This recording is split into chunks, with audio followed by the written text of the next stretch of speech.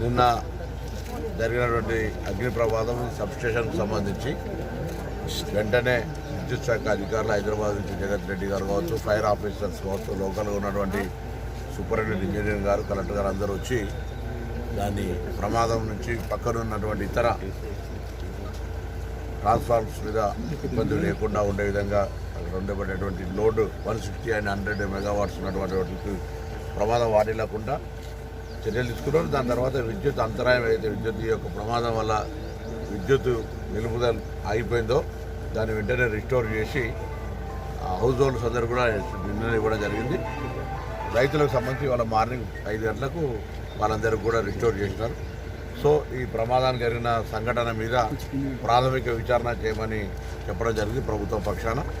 అది నష్టం అంచనా వేయడంతో పాటుగా ఇది జరగడానికి గల కారణాలు కూడా తెలుసుకోమని చెప్పిన. తప్పకుండా ఇది దాని యొక్క ఏజ్ అంటే అది ఎస్టాబ్లిష్ చేసి చాలా కాలమైంది, దాని యొక్క మెషిన్ కెపాసిటీ కంటే ఎక్కువ కూడా పనిచేసింది అనేటువంటి మాట ప్రిలిమినరీగా చెప్తా ఉన్నారు. కాబట్టి సరే ఏది ఏమైనా ఈ ట్రాన్స్ఫార్మర్ ఈ యొక్క సబ్స్టేషన్లో జరిగిన ప్రమాదం వల్ల రైతులకు కానీ కన్జ్యూమర్ కానీ విద్యుత్ సరఫరాలో ఎటువంటి అంతరాయం ఉండదు, ఎటువంటి ఆందోళన చెందని కోరుతున్నాం.